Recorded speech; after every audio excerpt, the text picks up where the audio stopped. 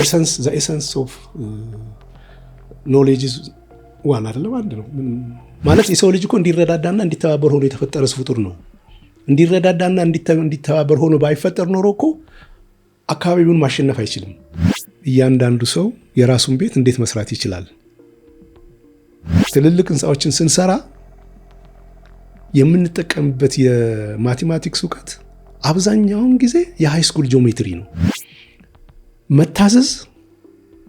መታዘዝ የነፃነት ምልክት ነው። ሳይታዘዙና ስርዓት ሳያከብሩ ነፃነትን ማጣጣም አይቻልም። ሶስተኛ ክፍል ተማሪ ያለው ይመስለኛልና አባቴ አንድ ብዙዎቹ የሚያውቁ ይመስለኛል የአቶ ተማቹ ታሪክ የሚባል አልሞትኩም ብዬ አልዋሽም የሚል መጽሐፍ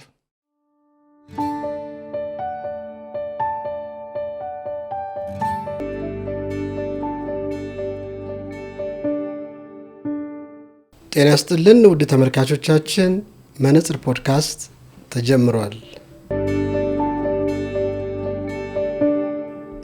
በመነጽር ፖድካስታችን ጥበብ ለኔ፣ ጥበብ ላንተ፣ ጥበብ ላንቺ፣ ጥበብ ለናንተ፣ ጥበብ ለቤተሰቦቻችን፣ ጥበብ ለማህበረሰባችን፣ ጥበብ ለሀገራችን፣ ጥበብ ለዓለማችን መሻሻል የሚያደርገውን አስተዋጽኦ በተለያዩ የስነ ጥበብ፣ የኪነ ጥበብ፣ የኪነ ህንፃና የዕደ ጥበብ ባለሙያዎችን በእነሱ መነጽር ጥበብ ምን እንደሚመስል እየጋበዝን የምናቀርብበት ፕሮግራም ነው። አብራችሁን ቆዩ። የዛሬው እንግዳዬ ሁለት ጥበቦች ናቸው፣ ምህንድስናና ስነ ጽሁፍ። እነዚህን ሁለቱን ጥበቦችን ደግሞ በአንድ አድርጎ አጋብቶ የያዘ እንግዳ ዛሬ ጋብዘናል። አቶ ጌታቸው ታዬ ይባላሉ። አቶ ጌታቸው እንኳን ደህና መጣ። እንኳን ደህና ቆይ። እንደ ውይይታችንን ለመጀመር ምህንድስና ወይም ኢንጂነሪንግ በአንተ ህይወት ውስጥ እንዴት ተጀመረ? እንዴት አደገ? የት ደረሰ? እንዲሁም ደግሞ ስነ ጽሁፍስ መቼ ነው የተጀመረው? እንዴት አደገ? አሁን የቱ ጋር ነው ያለው? እንደገና ደግሞ ሁለቱ ደግሞ መች ተጋቡ የሚለውን እሱን እያነሳን እያወራን በኋላ ደግሞ ሌሎች ጉዳዮች ደግሞ እየተወያየን እየተጨዋወትን እንሄዳለን ማለት ነው። ኦኬ። እንግዲህ እነዚህ እንዳልከው ሁለቱ ጥበቦች ሁለት እንበላቸው እንጂ እኔ እንኳን ጥበብ ያው አንድ ነው ብዬ ነው የማስበው። ምህንድስናን ይበልጥ የማውቀው ከኮንስትራክሽን አንጻር ነው። በኮንስትራክሽን ዓለም ውስጥ ነው እና ብዙ አመት ሰርቻለሁ በኮንስትራክሽን። በሀገራችንም ደግሞ በተለያዩ ክፍሎች ሰርቻለሁ በተለያዩ ቦታዎች እና እንደዛውም ደግሞ ከተለያዩ የማህበረሰብ ክፍሎች ጋር አገናኝቶኛል። ስለዚህ ማንኛውም ጥበብ ከሰው ልጅ ጋር ከሚኖር መስተጋብር የሚመነጭ ነው እና አብሮ የሚያድግ ነው። ስለዚህ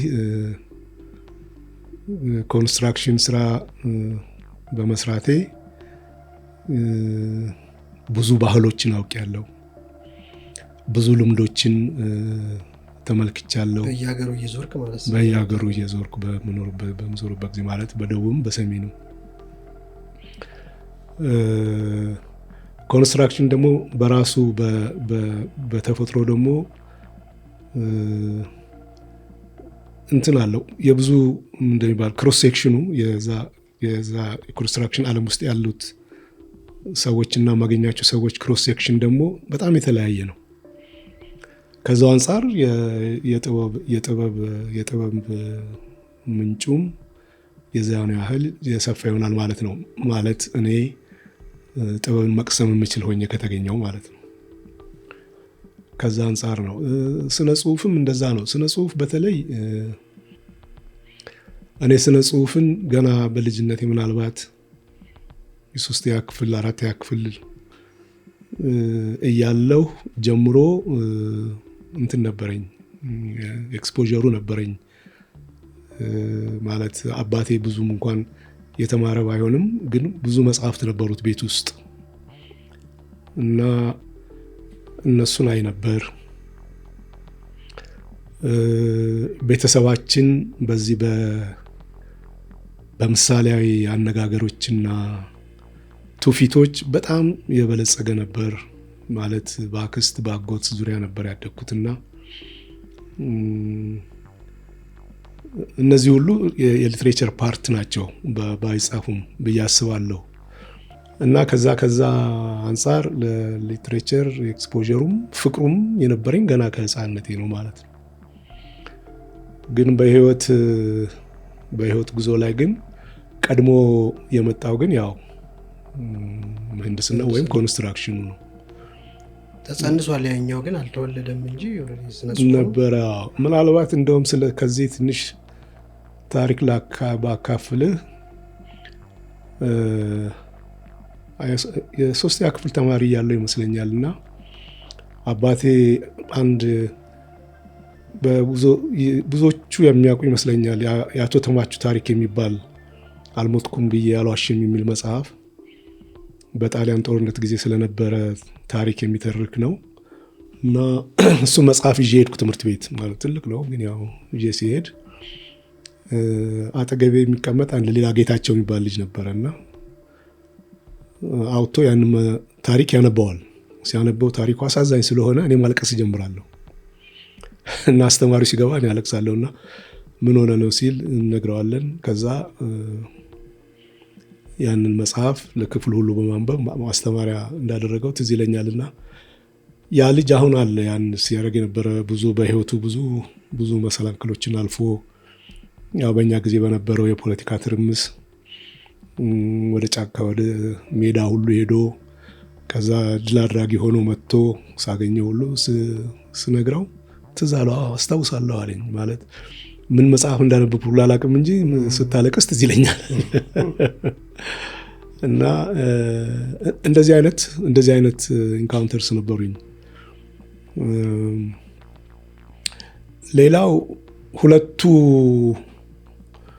ለእኔ በጣም እንጃ ማለት ኮንስትራክሽን መስራቴ ምናልባት ጥሩ ነገር ጽፌ ከሆነ አንዱ ምክንያት ከኮንስትራክሽን ዓለም ያገኘሁት ጥቅም ነው ብዬ አስባለሁ። ከዛ የሚገኝ ማለት ከነዛ ሰዎች ጋር ከነዛ ቦታዎች ጋር በእግር እየሄዱ መስራት፣ እያደሩ መስራት፣ የፕሮጀክት ስፕሪት መስራት፣ እነዚህ ገጸ ባህሪያቶችን ለማግኘት ስለ ጽሁፌ ገጸ ባህሪያቶችን ለማግኘት ረድተውኛል። አሁን ብዙዎች ምን ብለው ያስባሉ? እነዚህ ሁለቱ ጥበቦች ማለት ምህንድስናና ስነ ጽሁፍ መጋባት የማይችሉ ናቸው፣ ያላቻ ጋብቻ ነው ይላሉ አንዳንዶች ደግሞ ውሃና ዘይት ናቸው ከውጭ ሲታይ ማለት ነው። እንግዲህ ምናልባት ትዳር ውስጥ ያለው አንተ ነህ እና ሁለቱን ያጋባቸው እና እነዚህን ሁለቱን ነገሮች እንዴት አድርገህ ነው?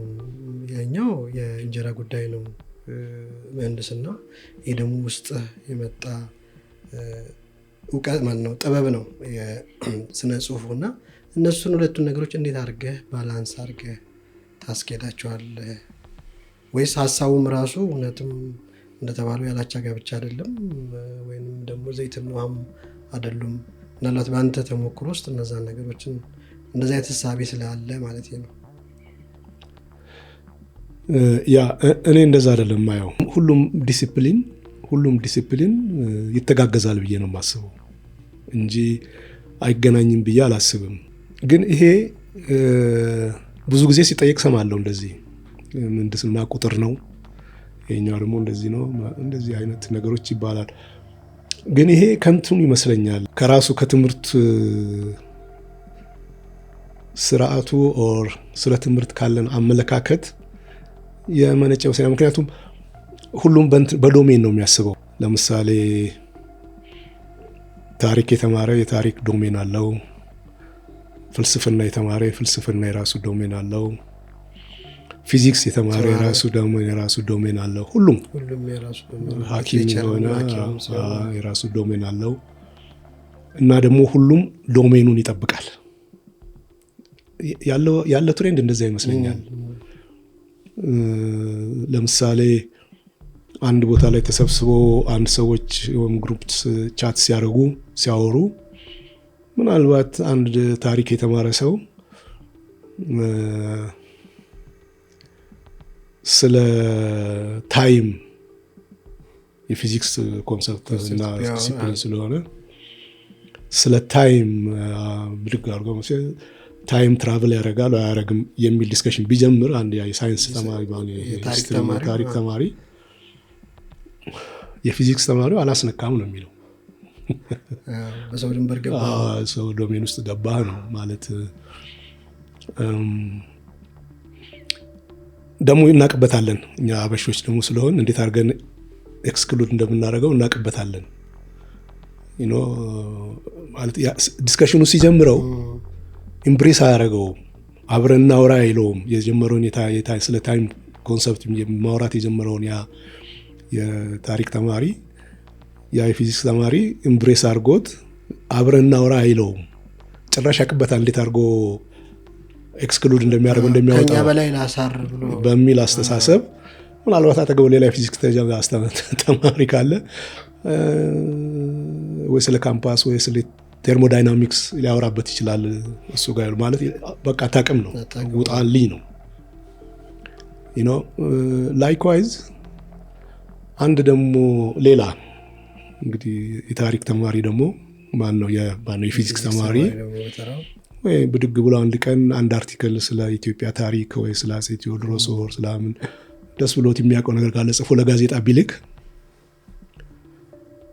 እና ለሌላው ታሪክ ተማሪ አንድ እኮ ልጅ እንደዚህ ባክግራውንዱ ፊዚክስ ነው ግን ስለ ታሪክ እንደዚህ አርቲክል ጽፎ እንዴት ያምራል ቢለው ያም ዶሜኑን ማስጠበቅ አለበትና እንደ ታሪክ እኮ ማንም ብድግ ብሎ የሚጽፈው ነገር አይደለም፣ ታሪክ እኮ የራሱ ሜቶዶሎጂ አለው ብሎ ዶሜኑን መከላከል ይጀምራል። አየው። ግን እነዚህ ነገሮች ደግሞ የራሳቸው ደግሞ እንትን ያለው ይመስለኛል ማለት ወደውም አይደለም ማለት በዛ በኩል ነው ያድከው። አንድ የሆነ ኮንዲዩት አለ፣ በዛ ትገባለ፣ እሱን ተምረህ ትወጣለህ። ከዛ የዛ ኦቶሪቲ አንተ ነህ፣ የአንዱ ዲሲፕሊን ከዛ ማስጠበቅ አለበት። በሱ ነው እንጀራ የምትበላውም፣ ከተጠየቅም አንተ ነህ የምትጠየቀው። አሁን ግን አሁን ያለንበት ዘመን ግን እሱን የሚፈቅድ አይመስለኝም። እሱን አይፈቅድም ማለት አንደኛ ድሮ መጀመሪያውን ማስተሳሰቡ ትክክል አይደለም ብዬ ነው የማስበው። ሁለተኛ ደግሞ አሁን ያለንበት የኮሙኒኬሽን ቴክኖሎጂ ሁሉንም ኢንፎርሜሽን እያንዳንዱ ሰው እጅ ላይ ነው ያለው። ኦኬ ያለን ይሄ በእጃችን ይዘን የምንዞረው እንትን የስልክ ሞባይል እንትን የትም ዩኒቨርሲቲ ያለ ኢንፎርሜሽን እዛ ውስጥ አለ። ስለዚህ ኦክስፎርድም ያለው ዩኒቨርሲቲ ለዛም ያለው አለ እዚህ ውስጥ ነው ያለውና ምን መሰለህ በፊት ኢንፎርሜሽን በስርዓት ተደራጅቶ ተከሽኖ የተቀመጠበት ቦታ ነበረ። ዘ ሶኮልድ ዩኒቨርሲቲ የምትለው እዛ ሁሉ ኢንፎርሜሽን በስርዓት ነው የተደራጀው። የዛን ኢንፎርሜሽን ምንነት ለሚወጡ ተማሪዎች የሚያስረዱ ደግሞ የበቁ ሰዎች አሉ። ኦኬ አንተ እዛ ጋር ለመድረስ አንዳለ ማትሪክ የሚባል እንትን እሱን በጥስ አልፈ እዛ ኢንፎርሜሽን አክሰስ ማድረግ ትችላለህ። ድሮ ያን ካላረክ ከዛ ኢንፎርሜሽን ጋር ደርስም ስለዚህ አልተማርክም። ኦኬ አሁን ግን እሱን አስቀርቶታል። አሁን እዛ ያለ ኢንፎርሜሽን እያንዳንዱ ሰው እጅ ላይ ነው ያለውና መማር የሚፈልግ ሁሉ መማር ይችላል። ስለዚህ እዚህ ላይ ማትሪክ የለም ምን የለም። አንተ እንዲህ ስል ግን ትምህርት ልክ አይደለም ማለት አይደለም። ባይዘው ማለት ትምህርት ግድ አስፈላጊ ነው። ምክንያቱም የሰው ልጅ አቅም የሚገነባው ትምህርት ነው። ምክንያቱም የሰው ልጅ ደግሞ ትምህርት እድሜ ልክ ነው። እያንዳንዱ ሰው በየቀኑ መማር መቻል አለበት። ያንን አቅም የሚገነባው ራሱ በትምህርት ነው። ይሄ በጣም መሰረታዊ ነገር ነው። ትምህርት አስፈላጊ ነው። ግን ስለ ትምህርት ያለን አመለካከትና ስለ ትምህርት ያለን አፕሮች ግን ትንሽ ትክክል ነበር አይመስለኝም። ትምህርት ያስፈልጋል። ግን አሁን ጥያቄው የመጣው ትምህርት ቤቱ አሁን በሞባይላችን ላይ ትምህርት ቤቱ ከነ ላይብረሪው ከነ ምናምኑ መጥቷል። እዛ ውስጥም ዩኒቨርሲቲውም ያለው ትምህርት እዚህም ያለው ትምህርት ሁለቱም አስፈላጊ ናቸው። ግን አሁን ይመስለኛል ኢንፍራስትራክቸሩ ተቀይሯል ነው። ኢንፍራስትራክቸሩ ወደ እያንዳንዳችን ቤት ገብቷል፣ እጃችን ላይ ገብቷል። ስለዚህ እኔ እንደ ጌታቸው ሊትሬቸርን መማር እችላለሁ፣ ምህንድስናንም የበለጠ ማሳደግ እችላለሁ፣ ሌላም ዲሲፕሊን ማድረግ እችላለሁ። አሁን ያለው ትሬንድና ያለው ወጣቱ እኮ በዛ ነው እየሄደ ያለው። አሁን ትግሉ እኮ ይሄ ነው። ወጣቱ ልቀቁኝ ነው የሚለው። ማለት ስማርት ናቸው ይዛ አሁን ያሉት ወጣቶች። የእነዚህን ወጣቶች እድል ግን የሚወስነው ኦልድ ስኩል ያለው ሰውዬ ነው። ምክንያቱም እሱ ሄደበት ቤት እንዲሄድ ነው የሚፈልገው። በሱ መንገድ ካልሄድክ አልተማርክም ወይም የሚያስፈልገውን ኢንፎርሜሽን አላገኘህም። ወጣቱ ደግሞ ገብቶታል። ሁሉን የነዛን ሁሉ ሀስል ማለፍ የለበትም። እሱ ለሚፈልገውና ኢንተረስት የሚያደርገውን ነገር አኳየር ለማድረግ እና እሱንም ዲቨሎፕ ለማድረግ ይችላል። አሁን በተፈጠረለት የቴክኖሎጂ ውጤት ማለት ነው። ስለዚህ አሁን ይሄኛው ጥያቄ አሁን እንትን እየሆነ ነው የሚሄዱ ማለት ነው። አሁን አንተ ያነሳልኝ ጥያቄ አውትዴትድ እየሆነ የሚሄድ ጥያቄ ነው የሚሆነው። ስለዚህ አያስቸግርም። ሁሉም ዲሲፕሊን ራዘር እየተመጋገበና ኮላቦሬት እያደረገ የሚሄድ ነው ብዬ ነው የማስበው። ምናልባት በደንብ ግልጽ ለማድረግ እንዲሁ ስናየው ነው ምህንድስናን ስናየው ምህንድስና ማይንድ ሴት አለ። ሞር ኦፍ አናሊቲካል ቲንኪንግ ነው። በጣም ኮምፕሌክስ የሆኑ ነገሮችን እያሳነሰ ወደ ማኔጀብል ሳይዝ ነው የሚያደርጋቸው።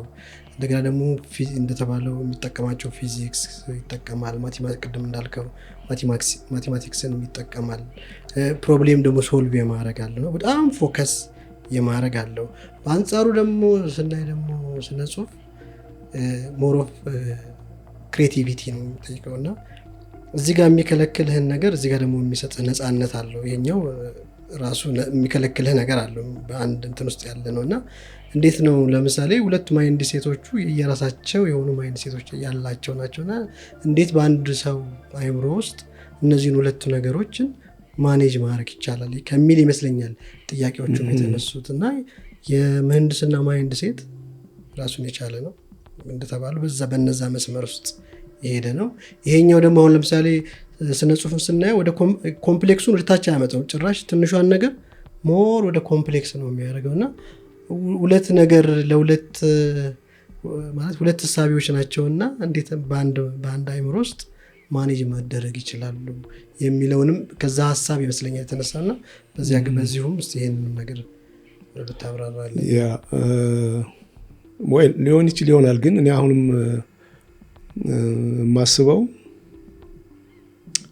የሰው ልጅ እኮ መሆን የማይችለው ነገር የለም ብዬ ነው ማስበው። የሰው ልጅ አእምሮ በጣም በጣም ዋይድ ነው፣ በጣም በጣም ሻርፕ ነው። ስለዚህ ሁለት ዲሲፕሊን አይደለም ሌላም 3-4 ዲሲፕሊን ማስተናገድ ይችላል ብዬ ነው ማስበው። ኢንተርምስ ኦፍ ግን ይሄ ፕሪሲሽን ፕሮጀክት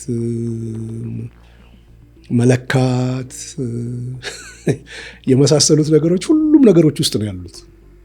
ፕሪሲሽን ሁሉም ነገሮች ውስጥ ነው ያለው።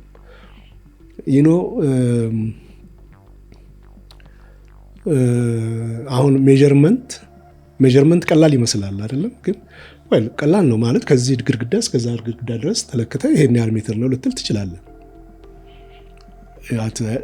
ኤሌመንተሪ ሴንሱ ማለት ነው። ይሄ አሁን ለሁሉም ነው የሚሰራው። ይሄ ቴክኖሎጂ ሲመጣ ሁሉም ነው አድሬስ የሚያደርገው። ስነ ጽሁፉንም ኢንሃንስ የሚያደርገው፣ ሊትሬቸሩንም፣ ኢንጂነሪንጉንም፣ ሕክምናውንም፣ ማዕድን ስራውን ሁሉንም ነው ኢንሃንስ የሚያደርገው። ይሄ ቴክኖሎጂ ጋር ሲደርስ እዚህ የመለካት አቅም ጋር ሲደርስ የሰው ልጅ ማለት ነው። ኦኬ። ስለዚህ 10 to the power of -9 በሚያህል ትንሽ ነገር መለካት ሲችል ሰው ወደ ፐርፌክሽን እየተጠጋ ይሄዳል ማለት ነው። ኦኬ። ቴክኖሎጂ ማለት ይሄ ነው። ይሄ ቴክኖሎጂ ሁሉንም ሰርቭ የሚያደርገው ቴክኖሎጂ ስለባለ ምህንድስና ብቻ አይደለም ሰርቭ የሚያደርገው። ይሄ የሰውን ልጅ ማናቸውንም የሰውን ልጅ ኑሮ አድሬስ ነው የሚያደርገው። ማናቸውንም አይነት የሰው ልጅ ነው እያቀለለ ነው የሚሄደው። ከዛ አንጻር ነው መታየት የማየውና የተለያዩ አይደሉም። ሶሻል ሳይንስ እኮ ራሱን የቻለ እኮ ኢንጂነሪንግ ነው ማለት ፕሪሲሽን ይፈልጋል እኮ። ስለዚህ ምንም የተለያየ ነገር የለም። ግን ምንድነው ለአጠናን የሰው ልጅ ሰርቭ ለማድረግ ፕሮፐርሊ ሰርቭ ለማድረግ በሚያስችል መልኩ ነገሮችን ማደራጀት ስላስፈለገ በዚህ መንገድ ተደራጀ እንጂ ዲሲፕሊኑ የተለያየ ነገር ሆኖ አይደለም። ኤሰንስ ኦፍ ኖሌጅ ዋን አይደለም፣ አንድ ነው። የተለያየ ነገር የለውም። ሞኞች ያባዙታል እንጂ እውቀት አንድ ነው። በጣም ጥሩ። እንደው በተጨማሪ ደግሞ እንዴት ነው ስኪል ትራንስፈር ለምሳሌ በምህንድስና ያለ እውቀት ወደ ስነ ጽሁፉ አንዳንዱ እዚህ ጋር ያለ እውቀት ወደዛኛው ይሄዳሉ፣ አንዳንድ ደግሞ እዛ ጋር ደግሞ ያለ እውቀት ወደዚህኛው ደግሞ ሞር ይመጣሉ። ለምሳሌ እንዳልከው ብዙ እውቀቶች አሉ። ኢቭን ፊዚክሱ እንዳልከው ፊዚክሱ አለ፣ ማቴማቲክሱ አለ። ይህንን እውቀት አንዳንዴ ወደዚህ ወደ ስነ ጽሁፍ ውስጥ ትወስደዋለህ ወይ? ከዛም ደግሞ የምታገኘው ለምሳሌ ሞር ኮሚኒኬሽን አለው አለ። የስነ ጽሁፍ ዋናው እንትኑ ኮሚኒኬሽን ነውና እዚህኛው ውስጥ ማስገባት ትችላለህ ወይ? ስኪል ትራንስፈር በደንብ መሄድ ይችላል ወይ? ያ አለው፣ እንደሱ አይነት ነገር አለው። በተለይ ለአረዳት ግንዛቤን ለማሳደግ ይረዳሃል። ለምሳሌ አንድ ህንፃ ስትሰራና ዲዛይን ሲደረግ ሁለት ነገር አለ። ህንፃው ራሱ መሸከም አለበት። ኢንዘመን ታይም ደግሞ ሌላ የሚጨበንበትንም ሎድ መሸከም አለበት። ይሄ አሁን በዚህ ያለ መረዳት ለማህበረሰብ እድገትም በዚህ መንገድ እንድታስብ ያደርግሃል። ስለዚህ ማህበረሰቡ የራሱን ችግር ለመፍታት በሱ ዙሪያ ያሉ አስተሳሰቦችና አመለካከቶች ችግር ሊሆኑበት እንደማይችሉ ማለት ማህበረሰቡ የራሱን ችግር ሊሸከም እንደሚችል ትረዳለህ ማለት ነው።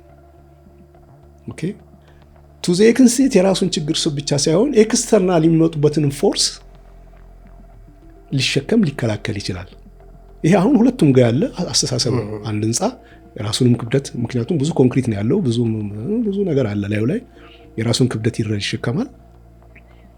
ኢንዘሚን ታይም አንተ ደግሞ የምታስቀምጥበትንም ወንበርንም ማሽንንም ምንንም ስታመጣበትም ደግሞ እሱንም ተሸክሞ ነው ሰርቭ የሚያደርገው። ላይክዋይዝ በማህበረሰብ ህይወት ውስጥም እንደዚሁ አይነት ነገር አስተሳሰቦች አሉ። ይህንን ትረዳለህ ማለት ነው። ይሄኛው አስተሳሰብ ይረዳሃል። አንድ ማህበረሰብ እኮ ምንም ሆኖ የራሱን ችግር ሶልቭ ሊያደርግ የማይችልበት ምንም ምክንያት የለም ትላለህ። ከዛም አልፎ ሌሎች እንኳን ቢመተው ችግር ሊፈጥሩበት ቢሉ እንኳን ሊከላከልና ያንን ችግርን ቢሆን ሊሸከም የሚችልበት የራሱ የሆነ አንደኛ ኢንሄረንት የሆነ ካፓሲቲ ያለው ይሄ አረዳድ ነው። ትረዳለህ ማለት ነው ማህበረሰቡ። ይሄን ለማድረግ ብዙ ነገሮች አሉ። ማህበረሰቡ ይሄን ለማድረግ ምን ማድረግ አለበት? ይሄ ሌላ ጥያቄ ነው። እንደገና እንዴት ነው የሚመካከረው? እንዴት ነው ኖሌጅ ጀነሬት የሚያደርገው?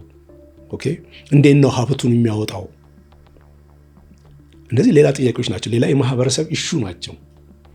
እነዚህን ነገሮች መልስ ባገኘ ቁጥር የማህበረሰቡ የራሱን ችግር ለመሸከም የሚያስችል ዲዛይን እየሰራ ነው ማለት ነው። በስነ ጽሁፉም በኩል ሁለቱም ግንባታ ናቸው፣ የማህበረሰብ ግንባታ ናቸው። ይህ ምንጻቅ ይሄኛው ሞር እንደውም ይሄኛው እኮ እንደውም ቀላል ነው፣ ድንጋይ በድንጋይ ላይ መገንባት ነው። ይሄኛው ግን በጣም ኮምፕሌክስ ነው። እንደውም የማህበረሰብ ህይወት ነው የምትገነባው። ማህበረሰብ በጣም ኮምፕሌክስ ነው። ማህበረሰብ ውስጥ ልጆች አሉ፣ ማህበረሰብ ውስጥ ወጣቶች አሉ፣ ማህበረሰብ ውስጥ ጎልማሶች አሉ። እያንዳንዳቸው በራሳቸው ማደግ አለባቸው። ለእያንዳንዳቸው እድገት የሚያስፈልግ የተለያየ ኒድ ነው ያላቸው። ይሄን ለይቶ ማወቅ ያስፈልጋል። አኮርዲንግሊ ማሰልጠን አለብህ። ኦኬ ችግራቸውን ታውቃ። የወጣቱ ችግር ምንድን ነው? የታዳጊ ወጣቱ ችግር ምንድን ነው? የጎልማሳው ችግር ምንድን ነው? ይህን ከህንፃው ላይ ጭራሽ ያልተፈታው የማህበረሰቡ ኢንጂነሪንግ ነው።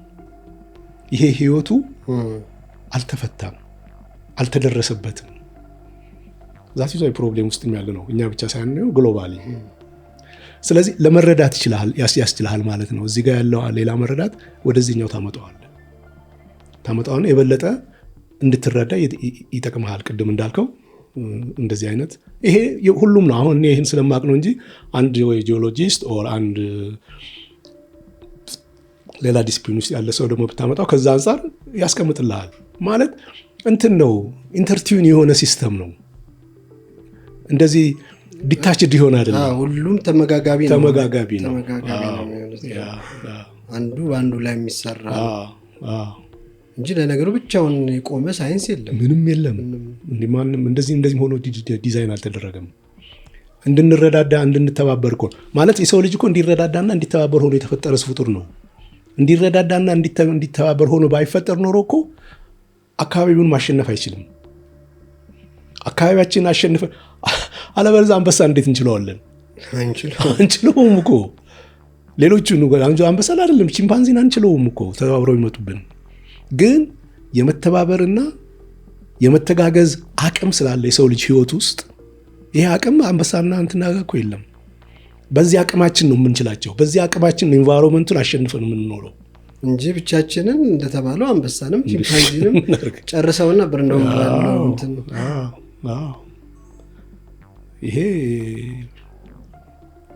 መሰረታዊ ነገር ይመስለኛል። ስለዚህ የሁሉም ዲሲፕሊን በእንደዚህ አይነት ነው። ስለዚህ ደግሞ ሁሉም ሄዶ አንድ ነገር ነው፣ አንድ ነገር ጋር ነው የሚወድቀው። በተለያየ መንገድ እንሄዳለን እንጂ አንድ ኦሽን ነው የሚገባው።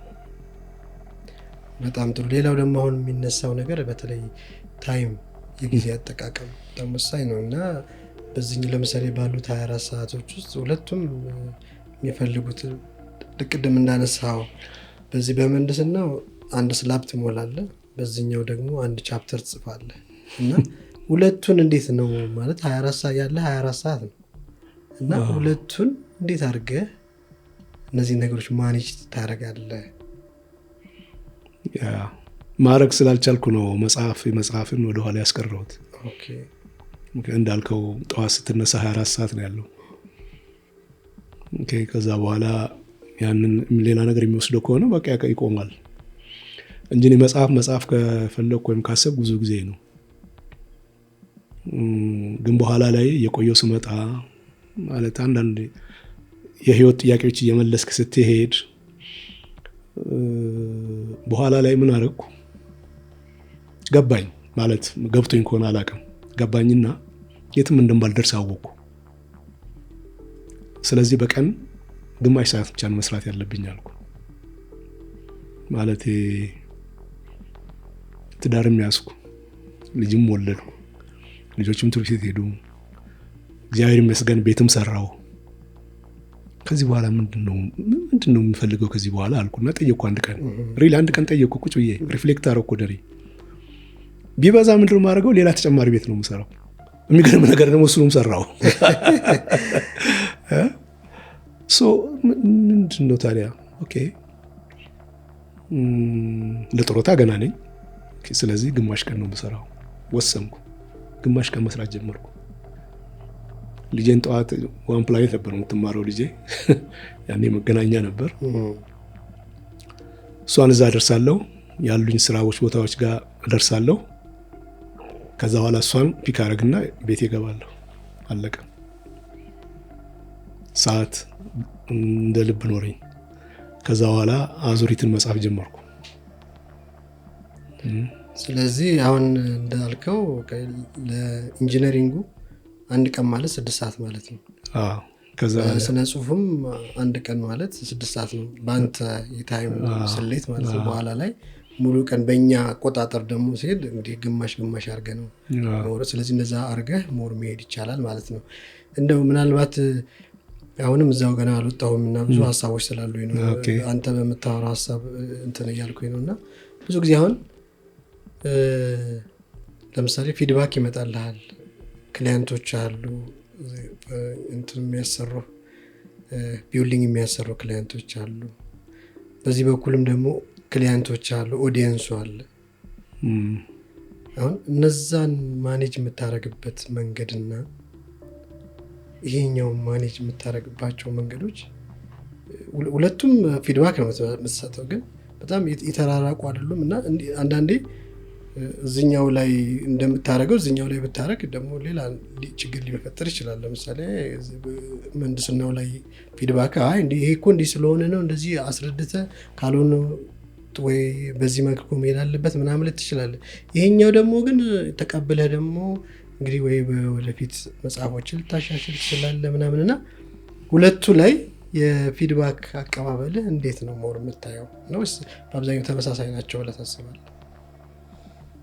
ፊድባክ ኢን ሴንስ እኔ አሁን መጀመሪያ ተቀጥሬ ነበር ስሰራ የነበረው። የዛን ጊዜ ደሞዝ መች በደረሰ ነው እንጂ ሌላ ብዙ ማለት ያው ኃላፊነት አለ። በተለይ ከመንግስት መንግስት መስሪያ ቤት 1 ዓመት ከ6 ወር ነው የሰራሁት። ከዛ በኋላ ኮንትራክተር ጋር ነው ተቀጥሬ ስራ የነበረው። ዛት ዋዝ ማይ ሄይዴይ። ያ በጣም ደስ የሚለኝ ብዙ ነገር ያወቅኩበት ጊዜ ነው። ያ በመንግስት ቤት የነበርክበት ነው ወይስ በኮንትራክተር ጋር ስራ? ማለት ቻሌንጅ ነበረው። ኮንትራክተር ሁሉ ጊዜ ገንዘብ የለውም፣ ሰራተኛ ደሞዝ ይጠይቀሃል፣ ፕሮጀክቱ ደግሞ ማቴሪያል ይፈልጋል። ስለዚህ ከኮንትራክተሩ ጋር ሁሉ ጊዜ ምጥ ነው ሪሊ። እና አይ ላይክ ኢት ዛት ቻሌንጅ። እና ደግሞ አብረን ነው ሶሉሽን የምንፈልገው። ወደ ሶሉሽን ስንደርስ እንደሰታለን። ዛት ፕሮሰስ ብዙ ነገር ተማርኩ። ብዙ ነገር እንትን ሆንኩኝ። በደንብ በቃ ሲስተሜ በደንብ እንትን ሆነ፣ ፎርጅድ ሆነ ነው። በቀላሉ አለ አይደለም፣ በቀላሉ እንትን አትልም። ግን ኢንዘሜን ታይም ግን ደግሞ ፕሮጀክት ነውና ታይም ባውንድ አለው። ማድረስ አለብህ፣ ማስረከብ አለብህ እንሶ። ስለዚህ ከዛ አንጻር ታይም ይዝ በጣም እንትን ነው፣ ፈታኝ ነው የዛን ጊዜ። ወደ ራሴ ስራ ከሄድኩ በኋላ እንደዛው ነው። ግን ብዙዎቹን ገጠር ስለነበር የምሰራው፣ አዲስ አበባ ውስጥ የሰራኋቸው ስራዎች ብዙ አይደሉም። ሰርቻለሁ፣ የሚቆጠሩ ፕሮጀክቶች ሰርቻለሁ። ግን ገጠር ግን እሱ ደግሞ ሌላ እንትን የሰጠኝ ነው፣ ሌላ ዲሜንሽን የሰጠኝ። ማለት የገጠሩን ህይወት አየሁት። 7 ሰዓት 8 ሰዓት በእግሬ እየሄድኩ ነበር የምሰራው። ትምህርት ቤቶች፣ ክሊኒኮች ነበር የምሰራው። እዛ ስሄድ አብረህ ታድራለህ ከሰዎቹ ጋር። እቃ ባህያ ጭነህ ነው የምትሄደው፣ ወንዝ ተሻግረህ ነው የምትሄደው። ማለት ጥሩ ነው። ያ ላይፍ ኤክስፒሪየንስ ወዝ ሪሊ በጣም ኢንትረስቲንግ ነበር። በጣም አሁን ስትነግረኝ አሁን ለስነ ጽሁፍም የሆነ ብዙ ክሬቲቭ የሆነ ኢማጂኔሽን ውስጥ ላትገባ ትችላለህ። ይሄ የራሱ የሰጠ ብዙ አንጡር ሀብት አለ። የገጠሩ ህይወት ቅድም እንዳልከው ነው፣ ካልቸሩ ምናምን ለዚህኛው በጣም በቃ ከዚች ከግራ ኪስ ወደ ቀኝ ኪስ መውሰድ ነው የሚሆነውና ትክክል ነው። ማለት ብዙ ነገር በተለይ በዚህ ከአዲስ አበባ ወደ ወሎ በምትሄደው መንገድ ላይ፣ ወደ መቀሌ በምትሄደው መንገድ ላይ ያሉ ገበያዎች አሉ፣ ትላልቅ ገበያዎች የሚገርሙ ናቸው። ስለነዛ ገበያዎች ሳስብ፣ አሁን እዚህ ሆኜ ሳስብ በጣም ነው ፋሲኔት የማደርገው።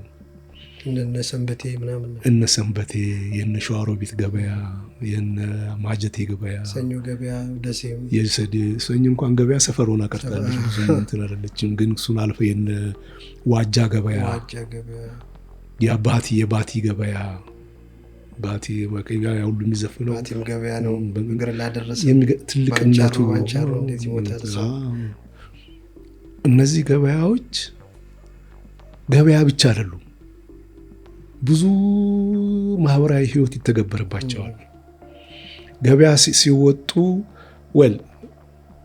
ሚስት ልጅ ከመተጫጨት፣ አንድ ያገባች ልጅ አግብታ ሌላ ቦታ ሄዳለች፣ መጠያየቅ ካለባቸው ከዘመዶቿ ጋር ገበያ ነው የሚገናኙት። ሌላ የተወሰነ ሰርክል ያለ ቁጭ ብሎ ሲያወሩ ግን መጠየቅ አለብህ፣ ምን እያደረጉ ነው ብለህ የዛን ጊዜ ትላለህ። የሆነ ሶሻል የሆነ ኢሹ ሶልቭ እየተደረገ ነው። ለቅሶ ሲመጣ የሚረዱት እዛ ነው። ሽምግልና ኢንትረስቲንግ ነው። የራሱ የወልዲያ ገበያ ሙጋድ በጣም በጣም ማክሰኞ ገበያ ነበር አይደል? የወልዲያው ማክሰኞ ነበረ ገበያው። እና ኮንስትራክሽን የራሱ አሁን እንግዲህ ያልኳቸው ነገሮች የራሳቸው ብዙ ነገሮች ናቸው። ናውራካን ውሎ ያሳድራል። አሁን የመጽሐፍ ችሎታ በጣም እየዳበረ መጥቷል። ብዙ ጊዜ አሁን ልብ ወለድ ነው የምጽፈው። አሁን ለምሳሌ ስለ ኮንስትራክሽን ለምንድን ነው የማጽፈው? ማለት ኦልሬዲ አዳብረዋል መጽሐፍ ምን እንዴት እንደሆነ ስትራክቸሩ ምን እንደሆነ ምንም እንኳ የራሱ ፕሎት ይኖረዋል፣ ራሱ ላይ ፕሎት ይኖረዋል፣ የዚህኛው የራሱ ካራክተር ይኖራል፣ እዚህ ጋርም የራሱ ኮንፍሊክት ይኖረዋልና ወደዚህ አላመጣህም ወይ? መጽሐፍ ወደ እንትኑን አልደገፈም ወይ? የምህንድስናውን እንድትጽፍ ስለ ምህንድስና እንድትጽፍ ለምን አሁን በቃ ቤት እንትኑ አዳበርከው የመጽሐፍ ካፓሲቲዋል እንደሱ አይነት ሀሳቦችን አስበህ አታውቅም ወይ? ወይ አስባለሁ፣ ግን መገናኘት አንዳንዴ መጠቃቀም ስላለባቸው ስለ ኮንስትራክሽን በኖቭል ወይም በዚህ በልቦለድ መልክ ለመጻፍ በጽፍ ሪች ነው ያለኝ ኤክስፒሪየንስ ሪች ነው አውቀዋለሁ። ግን ሴቲንጉንም ፕሎቱንም ግን ኮንስትራክሽን ላይ አድርጎ የመጽሐፍ ግን እንትን የለኝም። ራዘር ስለ ኮንስትራክሽን ሳስብ አንድ ቤዚክ የሆነ እያንዳንዱ ሰው የራሱን ቤት እንዴት መስራት ይችላል የሚል አንድ ሃንድ ቡክ ነገር ግን የመስራት ሀሳብ አለኝ። ማለት እኛ ሀገር ስታየው ቤት ማለት ላይፍ ታይም ሴቪንግ ነው። በጣም ሁሌ እንትን ይለኛል። ሁል ጊዜ ለክላይንቶች በተለይ መኖሪያ ቤት ለምሰራላቸው ሰዎች በጣም እንትን አለ ሲምፓቲ ያለኝ ማለት አዘኔታ አለ ማለት ነው።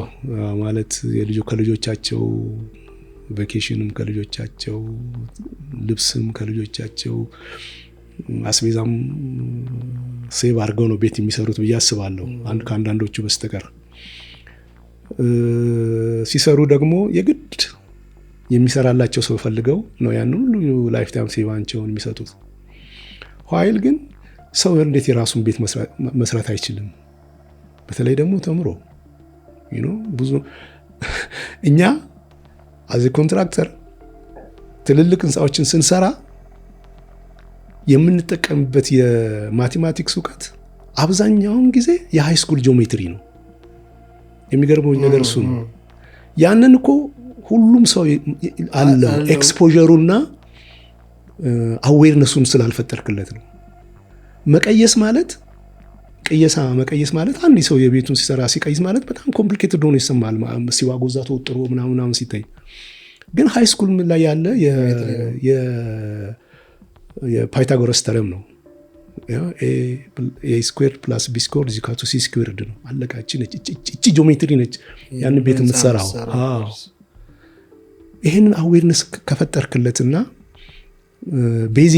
ቤዚክ የሆኑትን ስኪሎች መከተል ያለባቸውን ቅደም ተከተሎች ይሄን ከዚህ ተከተላለ፣ ይሄ ነው መዝራት፣ ይሄ ነው የዚህ ቴክኒክ፣ ይሄ ነው ይሄን እንደዚህ ነው ብለህ ትንሽ ኢሉስትሬሽን ጨምረህ አንድ ቡክ ብትሰራለት አንድ ሰው የራሱን ቤት መስራት ይችላል። ስለዚህ እሱ ቢግ ዲል አይሆንም የሚል ሀሳብ አለኝ። በዚህ መንገድ ለምን አንረዳውም ማለት ቤት በቀላሉ መስራት ይችላል ማለት 20-30 ዓመት ለምኖርበት ቤት ሰው እንዴት ነው? በዛ ላይ ደግሞ ዲዛይኑ በተለይ ስትራክቸራል ዲዛይኑ ሁልጊዜ እንትን ይለኛል ማለት ብዙም አይለይም። ለህዳሴ ግድብ የሚወጣው የኮንክሪት ዲዛይን እና አንድ መኖሪያ ቤት ግራውንድ ፕላስ 1 ፕላስ የሚሰራው ኮንክሪት ዲዛይን ብዙ ልዩነት የለውም ማለት አልታሰበም። እንዴት በቀላሉ ፋውንዴሽን ኖሮት ቀላል በሆነች መንገድ አንድ ሰው ልጆቹ ጋራ ሊኖርበት የሚችለውን ቤት መስራት እንዳለበት የሚያስረዳው ነገር የለም። ሁሉም ኮንቬንሽናል ነው። አየው ህዳሴንም ስንሰራ ኮንቬንሽናል ነው፣ መንገድም ስንሰራ ኮንቬንሽናል ነው፣ ሱቅም ስንሰራ ኮንቬንሽናል ነው፣ ዋን ፕላኔትም ስንሰራ ኮንቬንሽናል ነው። እንዴት ነው አንተም ጎንጆ ስትሰራ በእንደዚህ አይነት ኮንቬንሽናል ሜተድ የምትሰራ? መሆን የለበትም። ግን ችግሩ ደግሞ ምንድነው? እዛው ትምህርት ቤት ውስጥ ይከታል። አየው ይሄን ሊሰራለት የሚችል የተማሩት ሰዎች ሪሰርች አድርጉ ደግሞ ተብሎ ደግሞ የተቀመጡ የሉም። ሁሉም ሩጫ ነው። ነው።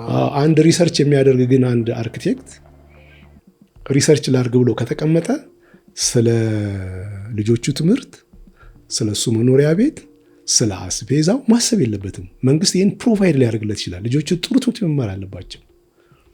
ኦኬ፣ እሱ ስለ አስቤዛው፣ ስለ መኖሪያ ቤቱ ማሰብ የለበትም። ይህንን ፕሮቫይድ ካረክለት ቁጭ ብሎ ሪሰርቹን ይሰራልሃል። ግን ይሄ የሚደረግ እኔ ብቻ የዛ አካዳሚክ ሰርክል ውስጥ ስለሌለው ሊሆን ይችላል። ችግሩ ምን ሊሆን ይችላል? ግን አስበዋለሁ፣ እንደዚሁ አስበዋለሁ። ስለዚህ ቤት እኛ እያንዳንዳችን የራሳችንን ቤት የመስራት እውቀቱ አለን። እንደውም አሁን መሐንዲሱ ምናምን የእኛ መስራት የምንችለውን ሰተን እሱ ሞር ሪሰርች እንዳያደርግ የእሱን ታይም ነው እየወሰድን። እንደዛም ነው የሚሆነው። ምክንያቱም በቃ ዝም ብሎ የተጣለ ገበያ ያገኘ በቃ ዝም ብሎ አንተ ልትሰራ የምችል ራስን ቤት ልትሰራ የምችለውን መጥቼ ከአንተ ጋር ኮንትራት ፈርሜ እኔ መሐንዲስ መሆኔ ብቻ ከአንተ ላይፍ ታይም ሴቪንግን ወስድብሃለሁ። ይሄ ነው እየሆነ ያለው። ይሄ ግን እንደተባለው ያው እንግዲህ ወደ ትምህርት ስርዓቱ ያስገባናል እንጂ ታች እያለን ቤዚክ አሁን ለምሳሌ አሁን ሁሌ እንትን የሚለኝ ቤዚክ ፈርስት ኤድ፣ ቤዚክ የህግ እውቀት የሉንም። በቃ አሁን አንድ ባትሪ ተገለበጠ ተብሎ ገልብጬ እኮ እንዲህ ማስተካከል የምችለውን ሰሪ ቤት ወስጄ በ15 ቀን ተቀጥሬ ምን ብሎ ምናምን እሱ እኮ ገልብጦ ነው የሚሰራል። ግን ይሄ እውቀት ከታች መጥቶ ቢሆን ኖሮ ብዙ ቤዚክ ገና ብዙ ነገሮች ለህይወት የሚያስፈልጉን ነገሮች እዛ ታች ተምረን ብንመጣ እንደተባለው ደግሞ እዚህ ጋር ደግሞ ተማርኩ ያለው ምናምን ያለው ደግሞ የበለጠ እውቀቶችን ሞርለኛ ተምረናልም እንጂ ተምረንም ፕራክቲካል እንዳናደርገው ወደ ፕራክቲስ ትራንስሌት እንድናደርገው የተመቻቹ አፕሮቾች የሉም። አየው ይሄ ብዙ ነገር ይነካል። መዘጋጃ ቤት ጋር ሄዶ ግንባታ ፈቃድ እኔንም ስራ ስል አንተማ ልትሰራ አትችልም ይልሃል። ምክንያቱም ይታለ ሰርቲፊኬት አምጣ ይልሃል። እንዴ ለምን ሰርቲፊኬት አያስፈልግህም እኮ ምክንያቱም ሃይ ስኩል የተማርኩ ጂኦሜትሪ በቂ ነው። እሱ ራሱ ያ ሰርቲፊኬት መጠየቅ የነበረበት የሃይ ስኩል ሰርቲፊኬትን አምጣ ነው ማለት የነበረበት እንጂ እንደዛ ተብሎ ማለት እነዚህ ሁሉ ብዙ አስፔክትስ መስተካከል አለባቸው። አዌርነሱ መፈጠር አለበት። የመንግስት ባለስልጣኖችም ይሄ ሊገባቸው ይገባል። ከዛ አኳያ ያሉትን ሬጉሌሽኑ ማስተካከል አለባቸው። ኦኬ ዜን አለበለዚያማ እንዴት ይሆናል? በጣም እንደተባለው በጣም ትልቅ ሀሳብ ነውና እሱ ደግሞ ወደ ሌላ ሀሳብ ይወስደናልና ወደዚህ ወደ ራሳችን ጋር ስናመጣው አንድ የመጨረሻ ጥያቄ የሚኖረኝ በዚህ ጉዳይ ላይ ለምሳሌ እዚህኛው ላይ የስነ ጽሁፉ ላይ የመጽሐፍ ክህሎት አለ፣ እንዴት አድርገህ ካራክተር እንዴት አድርገህ እንደምትሰራ ምናምን። እዚህ ጋር ደግሞ ሁለቱም ኮሚኒኬሽኖች አሉበት። እዚህ ደግሞ ስለ ስራው ሪፖርት ስጽፍ ወይ የምትጽፍበት ሪፖርቱ እና እዚህ ጋር ደግሞ ልቦለድ ክሬት እያደረክ የምትሄድበት እንትኖች ስታይላቸው ሁሉ የተለያየ ነው አይደል? ሪፖርት ስጽፍ ከዚህኛው ለምሳሌ እንዴት አድርጌ ነው ግጥማዊ ማድረገው ሪፖርት እንድታስብ ያደርግሃል ወይስ በቃ ይሄ ራሱ ነው? እዚህ ጋር ስለ ኤሌክትሪሲቲ እውቀት የጽሁፍ ችሎታዬ እዚህ ጋር ነው። አሁን አንዳንዴ እንደዛ ዳይኮቶሚ ነው የምናደርገው። የምህንድስና እውቀት ሌላ ነው፣ እዚህ ጋር ግን ቀደም እኮ ነው ዞሮ ዞሮ የሚደጋገፉ ነው ካለን አሁን እነዚህ አይነት አሁን ኮሚኒኬሽን እንትናችን እንዴት ነው የሚለየው? ቅድም ለዛ ነው እነዛን ሁሉ ጥያቄዎች ያመጣውልህ። አይ ያላቻ ጋብቻ አይደለም፣ እውቀት አንድ ነውና አንድ ነው የምናደርገው። አሁን ሪፖርት ሲሆን ሲሪየስ የሆነ ሪፖርት ስባል፣ እዚህ ጋር ደግሞ ስነ ጽሁፍ ሲሆን በጣም በቃ ውብ አድርገህ አሳምረህ የሰውን ልብ በሚስብ ሁኔታ አድርገህ ልጽፈው ትችላለህ። ዋይ ኖት ይሄ ወደዚህ ቢመጣስ? ሊመጣ አይችልም። ይሄኛው ደረቅ ነው፣ ምህንድስናው ደረቅ ነው። ራሱ እንትኑ ራሱ ምንም ፎርማት ነው እንትን ነው የምትሰራው። ይኸውልህ ምህንድስና በፎርሙላ ነው የሚሰራው፣ ፎርሙላ ነው። ኦኬ። ስለዚህ አሁን እዚህ ሀገር ያለ አንድ መሐንዲስና አሜሪካን ሀገር ያለ አንድ መሐንዲስ ስለ አንድ ፕሮጀክት አድርግ ቢባል አንድ አይነት ሜተድ ነው የሚጠቀሙት። አንድ አይነት ነው ማለት ዲዛይኑ፣ ምናልባት ሪፖርት ፎርማቶቹ የተለያዩ ሊሆኑ ይችላሉ። ግን አንዱን ነገር ነው ሚት የሚያደርጉት።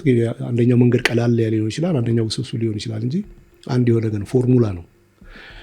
ይሄኛው ግን እንትን ነው፣ በፎርሙላ አይደለም የምትሰራው። ያንተ የማሰብ አቅም እስከፈቀደ ድረስ ነፃ ነህ። በኢማጂኔሽን በፐርሴፕሽን ነው የምትሰራው። አየው። ስለዚህ የሚያግድህ ነገር የለም።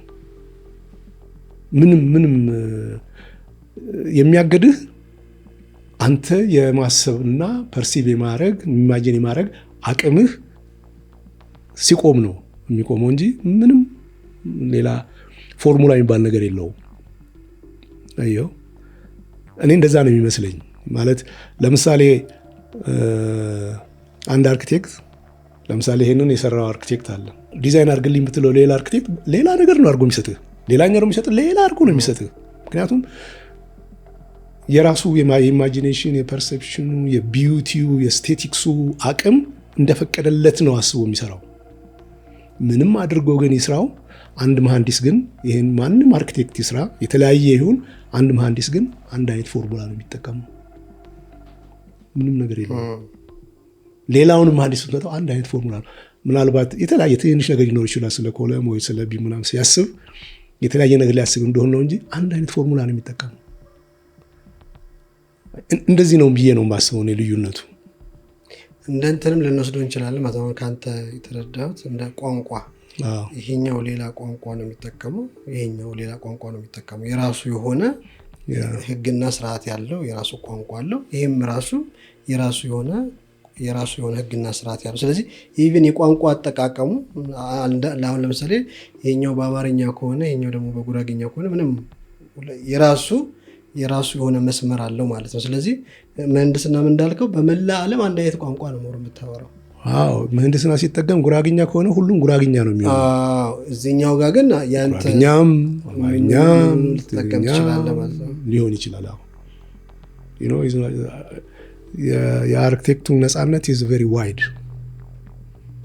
in the meantime ደግሞ ያ is to be responsible ደግሞ የተሻለ የሚያምር ፈንክሽናል የሆነ ኮስት ኢፌክቲቭ የሆነ ስራ ደግሞ እንዲሰራለን።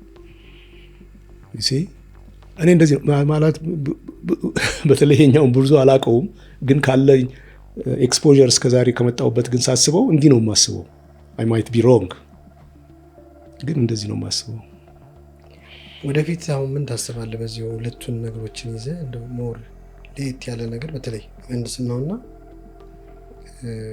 ስነ ጽሁፉን ወደፊት የዛሬ 10 ዓመት ጌታቸውን የተንጠብቀው የዛሬ 5 ዓመት የተንጠብቀው በዚህ እንትን ወይስ እንደዚሁ ሁለቱን ለያይቶ ይሄም የራሱ አለው? ቅድም አንድ ያነሳው አለ ለምሳሌ ስለ ምህንድስናም ቤዚክ ነው ላይ የመጽሐፍ ሐሳብ አለ እንዳልከው ምናልባት ያሰብከው ካለ ወደፊት ደግሞ እነዚህ ነገሮች አረጋለሁ ብለህ የምታስበው ነገር ካለ እጅም አንዳንዴ ጀምረዋል፣ ግን እንደዚህ አይነት ህልሞችም ካሉ ምናልባት ካለ ትገልጽልን። በዚህ በኮንስትራክሽኑ ዓለም እንኳን ብዙ መሄድ አይመስለኝም። ካሁኑ ውስጤ የበቃኝ ይመስለኛል ሲነግረኝ። እድሜም ቀላል አይደለም እና እንትንም አይደለም ማለት እንትኑንም ያንን ወርልድንም አትችለውም። የሚቻል አይደለም። የሚቻል ወርልድ አይደለም። አዲስ ወጣቶችም እየመጡ ነው። ቴክኖሎጂው ማለት እሱ ደግሞ ዛሬውን ዘ ፋስት ሌን ያሉት ከሆነ አንተ እዛ ፋስት ሌን ላይ መግባት አትችልም። ስለዚህ መልቀቅ አለበት። ዳር ሆነ ማየት ነው። በማየት ኢንጆይ ያደርጋለሁ ብዬ አስባለሁ።